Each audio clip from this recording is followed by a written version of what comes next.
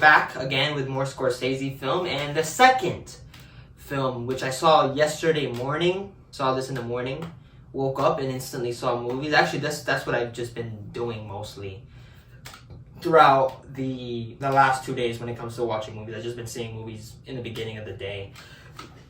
The only movie that's exceptional, I think, was The Last Temptation, where I saw Color of Money, and then afterwards saw Last Temptation of Christ. So I saw 2 movies that day, but we're only talking about the 3. I already talked about Color of Money. But anyways, let's get right into this one. The film that we're talking about is The Age of Innocence. The Age of Innocence is a romance drama about a tale of 19th century New York high society in which a young lawyer falls in love with a woman separated from her husband while he is engaged to the woman's cousin. The film's runtime is 139 minutes. The film's rating is PG in color. The film's, of course, directed by Martin Scorsese, known for the films Taxi Driver, Raging Bull, and Goodfellas. And yeah, let's get right into it.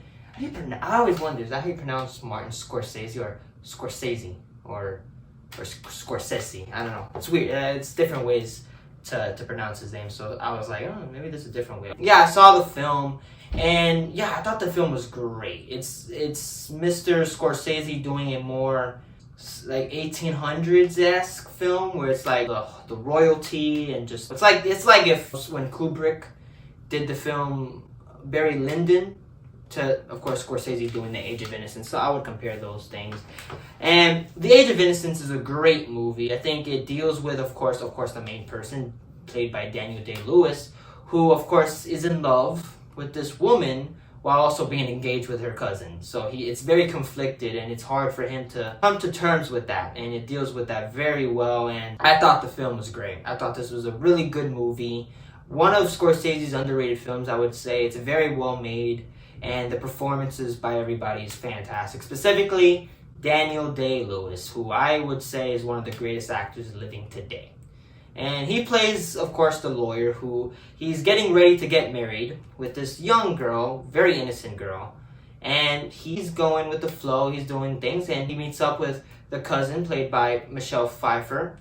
And yeah, they get fond of each other and a little romance in a way, but it is a forbidden love, like they call it. And Daniel Day-Lewis is fantastic in the movie. Like I say, he's one of the greatest living actors. I can say that. Daniel Day-Lewis is an actor that he is the method actor. He's what people would say, oh, method acting. Daniel Day-Lewis is that. That man literally transforms into different human beings with each film that he's in.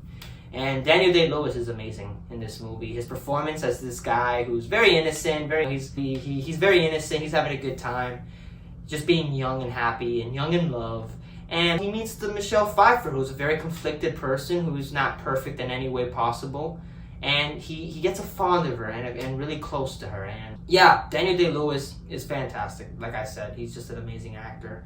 Michelle Pfeiffer plays the one that Daniel Day-Lewis gets fond of, and she's very conflicted. You know, she divorced her husband or separates from him, and she's alone. People are like, oh, she build rumors about her. And yeah, Michelle Pfeiffer's she's really good in the movie. Of course, playing a British person. Of course, Michelle Pfeiffer in real life isn't British, but she's great. She's great in the movie, and I really buy the relationship between the two, which really is the main road for this film. Is just their relationship. It's just really good, and I think Michelle Pfeiffer is great. You also got Wyoming Riders in this movie, young.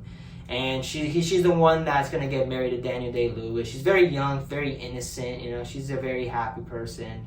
And she's a very innocent person. Like, she's innocent throughout the whole film. And you really like her. Like, you kind of be like, you kind of feel bad for her in a way. Because, you know, Daniel Day-Lewis just cares for her a lot. I'm not saying otherwise, but also loves the other girl. And it's just, you kind of feel bad for her.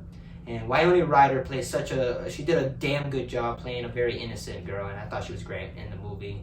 All the performances are fantastic. And you also got the guy from Loki.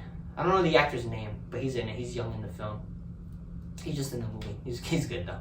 And yeah, performances are great by everybody, but specifically Lewis and Michelle Pfeiffer are just fantastic in the movie, and of course a great supporting actress, Wyoming Rider, really good.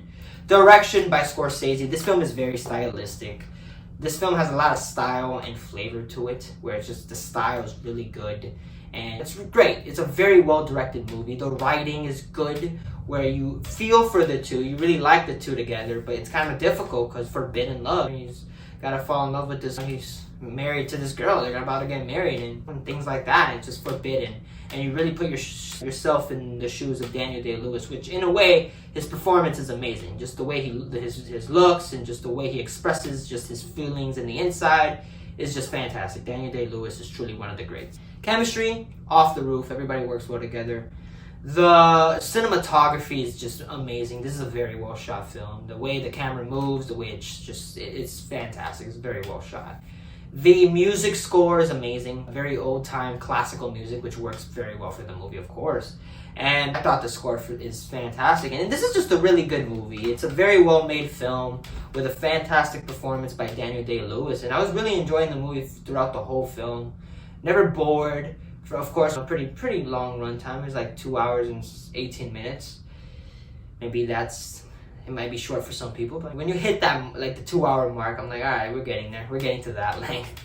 But anyways, though, the film is just fantastically well paced. I was never bored. I was very enthralled by the love between the two, and it was just fantastic all around. And I think it's a film that I definitely is worth collecting. It's a 4 out of 5 stars. It's a great movie, and it's very, I'd say, underrated for, of course, Scorsese, because Scorsese.